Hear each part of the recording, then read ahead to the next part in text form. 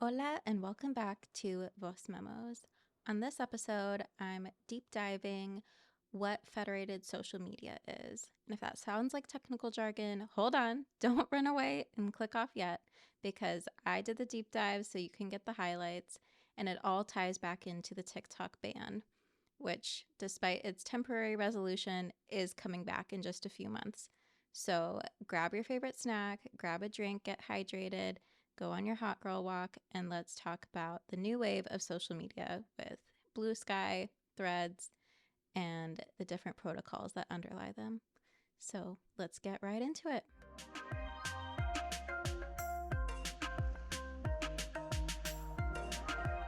Okay, so that was a lot in just the intro. Don't worry, I'm going to hold your hand through it. But it's just so interesting because I feel like what I've been seeing with the discourse on the TikTok ban is a lot of people talking about starting over, whether it's Red Note, which I wouldn't advise, whether they jumped onto Blue Sky, maybe they're on YouTube now, maybe they went back to TikTok right after the ban ended or was paused again. But either way, things felt different, for one. And then for two, it showed people that the TikTok ban could happen with just a flick of a switch. Like, they had been talking about it for a long time, but this showed users that these apps can be taken away without notice. People can lose their businesses, their communities, all the content that they've been putting on the internet for free with their own time and labor can just be shut off. And I think that scared a lot of people and kind of woke some people up. And some of them did inadvertently protect themselves from a future of starting over and over again by jumping onto some of these federated social media accounts and platforms. But many people, I feel like, still don't really understand what they are, why they are different than, say, a Facebook, X, Instagram, TikTok, and why it's an important movement away from centralized social media. From many perspectives, from a user perspective, from a creator perspective, and I just want to get everyone on the same page. So these are my takeaways from what federated social media is and what it can do for everyone. I'm going to start with an analogy because otherwise it gets technical really fast. So imagine centralized social media, TikTok, Facebook, Instagram, X, as a cruise ship. Each one is an individual cruise ship. There's 1 million people on each cruise ship, and it's run by one company and one captain, right? I mean, like Disney cruises, the Royal Caribbean cruise. I've never been on a cruise, but this is how I imagine cruises work. One captain, one company. It's easy to stay entertained while you're on the cruise ship because there's a captive audience. But the agenda, the itinerary, that's all dictated by the company and by the captain, right? Think the algorithms. Think about shadow banning. These companies have complete control over the entertainment. But entertainers want to perform on these cruise ships because there's a captive audience. In fact, I knew a girl that just got a job on a cruise ship and she was really excited because now she gets to dance. That's what she majored in. She's dancing on this cruise ship to all the captive audience members on the cruise ship. On the cruise ship, you're mostly isolated from the outside world, whether that means just a limited connection. So think like the Wi-Fi is not always going to work on the cruise ship. You can't always see what's going on other cruise ships. That one's a little trickier, but think like you can have an external link on your tweet or your post that links out to a news article or whatever, but most of the content is staying inside the cruise ship, and that's what's most relevant on the cruise ship. Then maybe when you're done with that cruise ship, you'll hop on a different one, but all your traditions, your memories, that's going to stay on that previous cruise ship. You're not raising your own flag on the cruise ship, and people they're not going to know who you were on that other cruise ship. Hopefully I'm not losing you yet. And then my last point on cruise ships, if your cruise ship happened to be the Titanic, you're going down with it. So think TikTok, Vine. I'm sure there's been others. There's no getting off that cruise ship. All your memories, all the entertainment, that's sinking with it. The other side of it, the federated social media, that's like a fleet of sailboats going across the ocean. No one company or captain runs the ocean. They run their individual ships. The ships are smaller, but they each have radios that can connect to each other and they can talk to other ships. So you might be on like, okay, this isn't really a ship, but when my family had a boat, we called it the trust fund.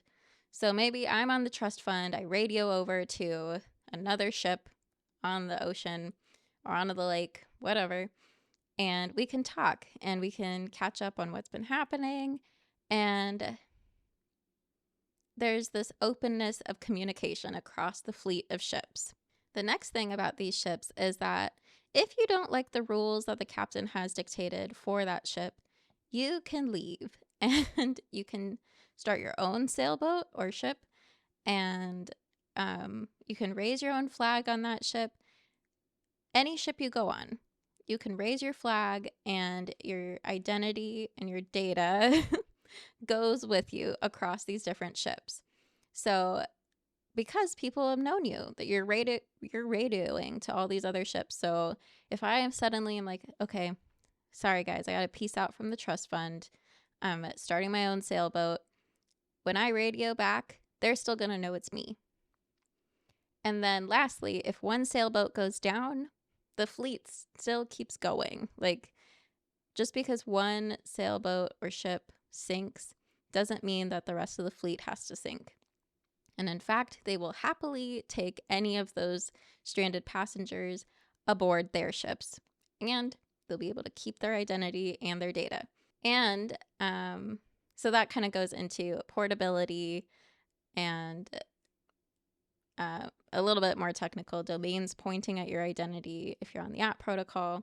I don't want to get too deep into it, but I think this metaphor can help you understand how it's different.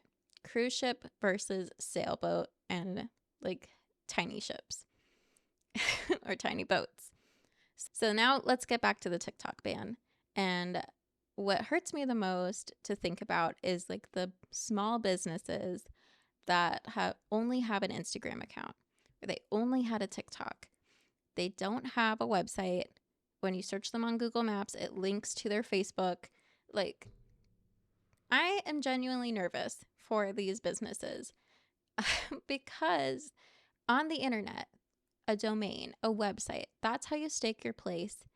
That's how you have an identity that can't be taken away.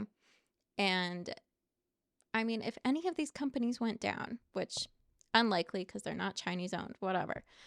But if they go down, if that cruise ship goes down, all of your data, all of your work, all those memories, it's going down with the ship.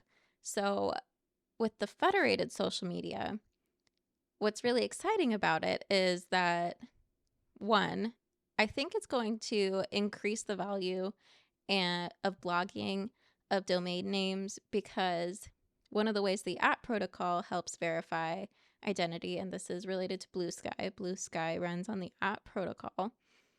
One of the ways it verifies identity is by using a domain name as your username.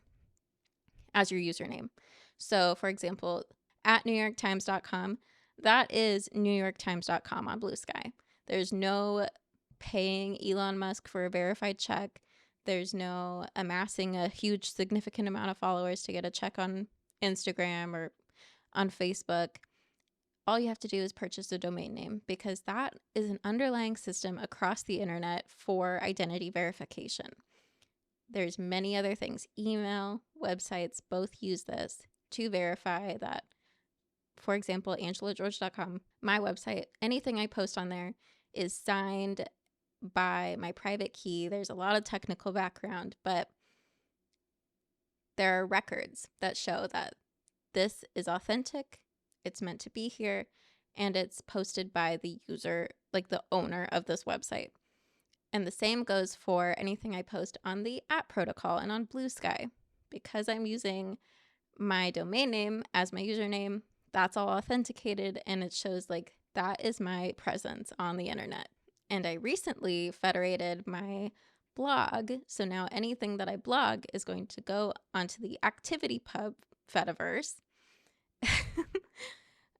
which means that people on Mastodon can read my blog post. They'll see that it's from angelageorge.com. There's no one that can post onto the Fediverse and claim that they're me. It's just going to be anything from angelageorge.com. So same on Blue Sky, same on ActivityPub. And to me, that's very exciting because now that I've federated my blog, I have access to all of those people using ActivityPub in theory. Threads is kind of in a gray area where they say they're going to be part of the Fediverse.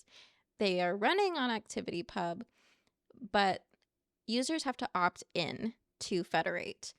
And it's unlikely that they will ever do a fully opted in user base from Threads onto ActivityPub in the Fediverse, which is sad because that means you're kind of still in that closed system cruise ship. And this is where the analogy kind of falls apart with Threads because they're part of Meta.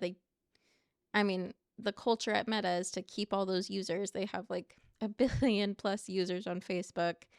I think it's like 2 billion on Instagram, and a bunch of those Instagram users immediately popped over to Threads when X went sideways. So they made a good faith gesture by incorporating ActivityPub into the way Threads works. And the fact that you can opt in is great because that means you can communicate to those other platforms on the Fediverse, like Mastodon. All the Mastodon users can see Threads people if they've federated, and all the federated Threads people can see Mastodon users, and they can see their posts without leaving the app, which is crazy because there's been such a entrenched culture of cross-posting. Anything I post on Instagram Reels, I have to post it on TikTok. I have to post it on YouTube Shorts. The Fediverse would solve this because instead of having to post the same video on every single platform, it would already be there. Think about how much time that would save creators, that they wouldn't have to cross-post everything. They wouldn't have to scrub off all these logos so that they can post it on a different platform. It's just already there. One analogy for the Fediverse is RSS feeds, which is the underlying technology of how podcasting works and newsletters back in the day. So podcasts, you have your preferred repository to listen to podcasts. That could be Apple Podcasts, that could be Spotify, whatever player you have for podcasting. I didn't go and upload this podcast into that app. I uploaded it to my website, angelageorge.com, and it's on my RSS feed, and those repositories are pulling. They have subscribed to all the RSS feeds out there, but I did tell them to look for my RSS feed. I did do that. But after I told them to look for my RSS feed, they're just automatically refreshing.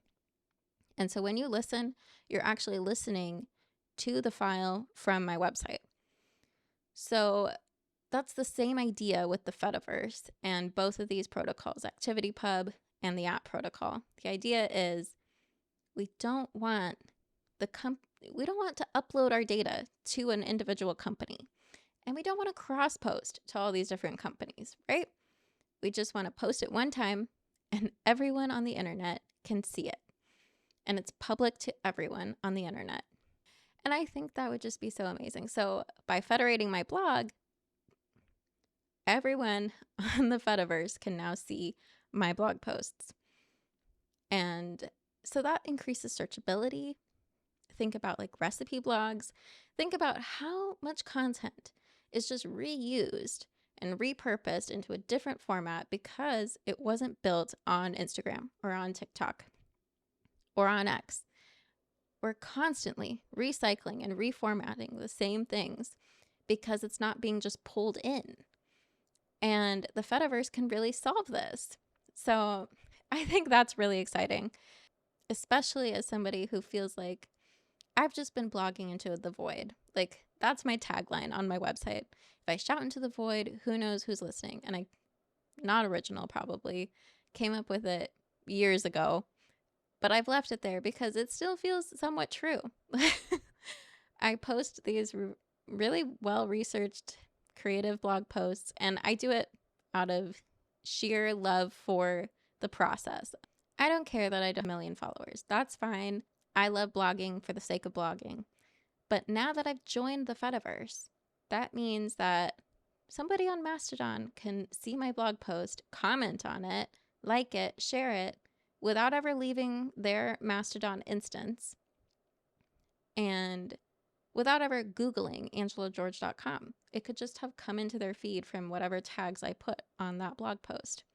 Same thing eventually, hopefully, with threads, that if they accept that format of blog post, it could just show up in the threads feed. And the same thing is true with Blue Sky. Blue Sky is much newer. The app protocol kind of is an evolution of ActivityPub. Some people say it's over-engineered because they've really thought about everything and they want any part of it to be interchangeable from the developer standpoint. From a user standpoint, all you need to know is that once you make an account with Blue Sky, that account is going to go with you anywhere. If Blue Sky suddenly became evil, like how X just suddenly became evil, and we didn't like how Blue Sky was working anymore, and we didn't like the algorithms on there, and the community kind of went south, could just take our account, move to a new place. Because, well, one, the app itself, Blue Sky, is open source. So at any point, you can look at the code, copy it, make your own version of it, upload that to the App Store, and you'll be able to see all of Blue Sky's posts from that new app. Because it's so new, there's not a lot of other instances of the app protocol, but I have seen some interesting ones where, like, people have made an event planner app and your account is already connected to that. And you could make an event and then that could get pulled into your Blue Sky feed if you started commenting on it. There's just so many possibilities. It's still very new. It's a little bit theoretical still. But Blue Sky's at 30 million users. That's significant. X is at 650 million monthly active users.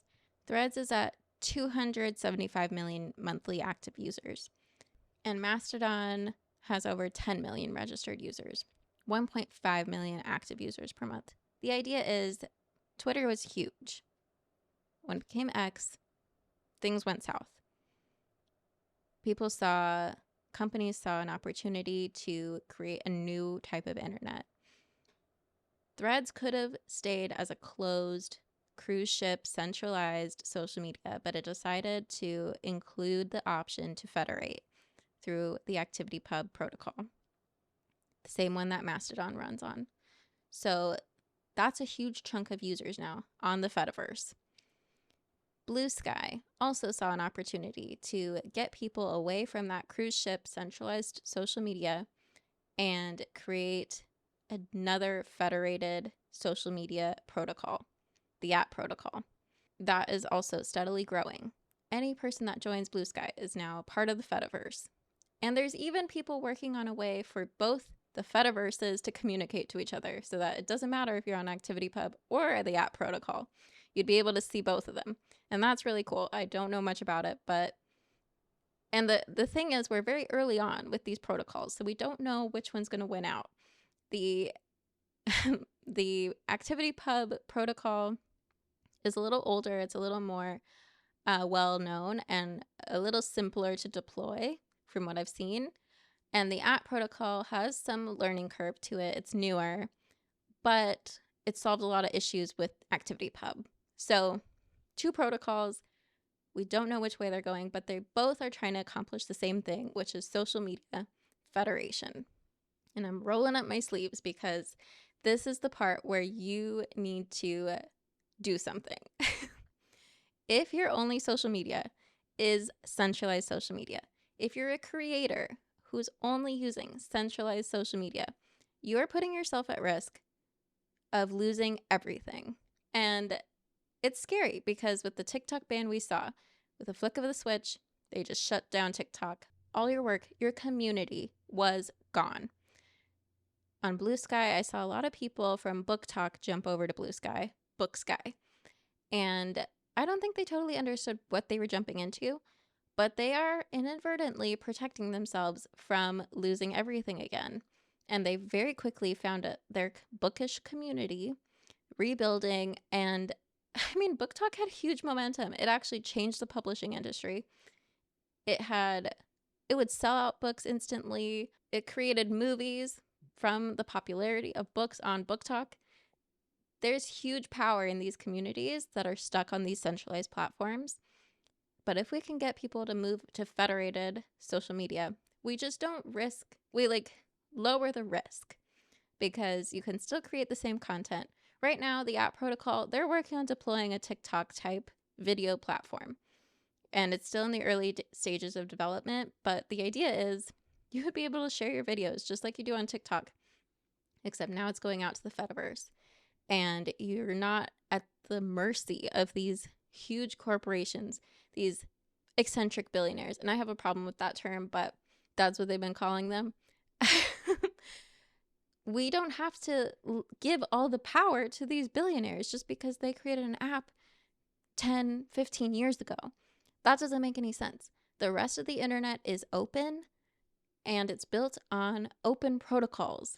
So why is a social media not? I'll throw in one more metaphor if you still haven't really caught on to what I'm talking about. Think about the Google search engine. There's other search engines, right? There's Bing. There's, what else is there? There's Ecosia. Does anyone use Ecosia? And those search engines index the whole internet and they bring in search results of individual websites. I do not upload my website to Google, right? Google is simply an aggregator of the results, right? So that's the same way that these federated social media platforms work. They are just the UI, the portal that you look at all the search results through. You could use Bing, you can use Google, you can get the same search results. So it really creates this competition of who can have the best user interface, who can have the best user experience. It creates actual competition for these platforms to be better. I see people complain all the time about how sucky Instagram is because of all the ads and I can't see my friends anymore. Guess what? On the app protocol, first of all, the algorithms are user generated. So there's an algorithm out there on Blue Sky that just shows you pictures of moss. That's one of the examples from the creator or one of the founders. There's a feed I have just for Book Sky. I don't have to be tied down to the discovery feed. And if there was another app that used the app protocol, it would have its own discovery feed algorithm. And as soon as Blue Sky deploys ads, if they don't do it right, the users will walk. They will tell them with their feet, we don't like how this is working. We're going to a different platform that does it better. There's a lot of potential here. So if you don't have a federated social media account, go make one. Protect your creative energy by not having to start over and over again. And then protect your communities. Build on a sustainable platform. Don't put your eggs in one basket. Don't trust these big billion-dollar companies, that they have your best interest in mind for your community. Book Sky got hurt during that ban. The people that are rebuilding on Blue Sky and on the app protocol, they're not going anywhere anymore.